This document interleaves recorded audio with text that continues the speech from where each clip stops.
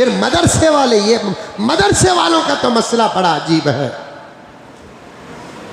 लीजिए हजरत, एक हकीर सा लिख लो हजरत, एक 25 रुपए लिखाओ, तुम्हें अदब से लिखाओ,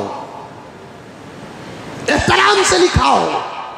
याद रखो, ये मदरसे वालों का शुक्रिया अदा करो। रमजानुल मुबारक में अगर 200 मदरसे वाले आकर तुम्हारे पास से ज़कात ले रहे हैं, अगर ये ना आए तो तुम ज़कात नहीं दोगे, तो फिर तुम्हारी ज़कात का वबाल तुम्हारे ऊपर पड़ जाएगा। जाकर देना था मदरसों को। अब ये तुम्हारा ज़र्फ नहीं है, तुम्हारी ताकत, तुम्हारी ख्वाहिश, तुम्हारी खिदमत नहीं है, तुम जाकर देना था ज़कात। वो वक्त आने से पहले ज़कात देकर मर जाओ।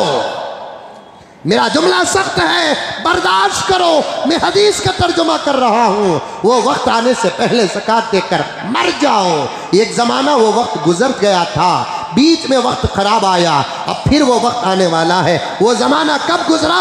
उमर बिन अब्दुल अजीज़ का दौर था। ज़कात हुकूमत उसूल करती है। उमर बिन अब्दुल अजीज़ कहते हैं कि जाओ पूरे मुल्क में गरीबों को तकसीम करके आओ। ज़कात लेकर जाने वाले कारिंदे ज़कात लेकर आते हैं, कहते हैं कि अमीरुल मोमिनीन ये गरीब भी नहीं मिला, ज़कात वापस आ गई। उमर बिन अब्दुल अजीज़ हाथ पकड़ कर बैठ गए। अल्लाह, गरीब का ना होना क़यामत की अलामत है। कहा दूसरे मुल्क को जाओ, वहां भी नहीं है। और एक मुल्क को जाओ, वहां भी नहीं है। इसे तमलीग करके ज़रूरत पर इस्तेमाल करो। अमीरुल मोमिनीन तमलीग भी करते हैं, कोई अपनी ज़रूरत बोलने वाला भी तैयार नहीं है। अमीरुल मोमिनीन कहते हैं काम करो, क्या करें ये पैसा रखकर, इससे गेहूं और अनाज खरीद कर पहाड़ और जंगलों में डाल कर आओ, ताकि जानवर तो फ़ायदा हासिल कर लें। ये दौर गुजरा और आइंदा दौर आने वाला है। इतना फरावानी का दौर आने वाला है कि लोग सुबह को लेकर ज़कात निकलेंगे, शाम तक कोई गरीब नहीं मिलेगा, ज़कात के साथ वापस आ जाएंगे। वो वक्त आने से पहले ज़कात दे दो, दे दो ज़कात, हिसाब कर करके दो, ज़्यादा हो जाए तो दे दो, क्योंकि ज़कात से नुकसान नहीं, ज़कात से कमी नहीं है।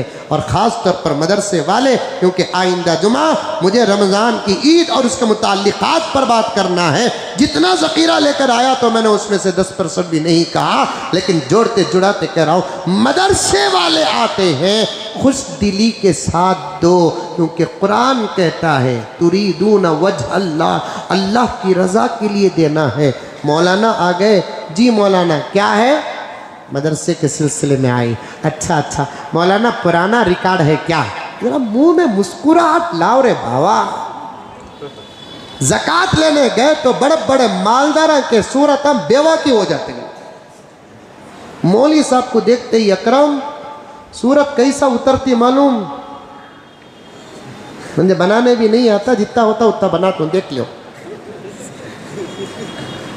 क्या मदरसे से आया, पुराना है कहाँ है? दिख रहा है फिर भी एक्टिंग। हाँ लिख लो, कातिबी जर्रा इजाफा लिखो भाई। ये भी देने का नहीं था, फिर भी क्या कि है बोल को दे रहा हूँ। क्या एहसान कर रहा है? एहसान तो उन्हें कर रहा है जो 2000 किलोमीटर सफ़र दूर करके तेरी ज़कात लेने आया है। 500 किलोमीटर सफ़र करके तेरी ज़कात लेने आया है। 200 किलोमीटर दूर सफ़र करके ज़कात लेने के लिए आया है। 10 किलोमीटर दूर सफ़र करके आया। तू तो बाथरूम को भी फॉर्च्यूनर में जाता, वॉशरूम को फॉर्च्यूनर में जाता है। पूरा मोहल्ला 25-25, 50-50, 100-100 रुपये लेने के लिए एक दिन को एक सफ़ीर 15 किलोमीटर सफ़र तय करता है रोज़े की हालत में। ज़रा वक़्त बैठो मौलाना, जाएंगे। ये जुमला मौलाना खुश होते कि नहीं होते, अल्लाह रसूल खुश हो जाएंगे। धूप है मौलाना, जरा बैठो मौलाना। जिसे जानते उनकी इज्जत करने वाला ही अखलाक वाला नहीं, जिसे नहीं जानते उसकी इज्जत करने वाला अखलाक वाला।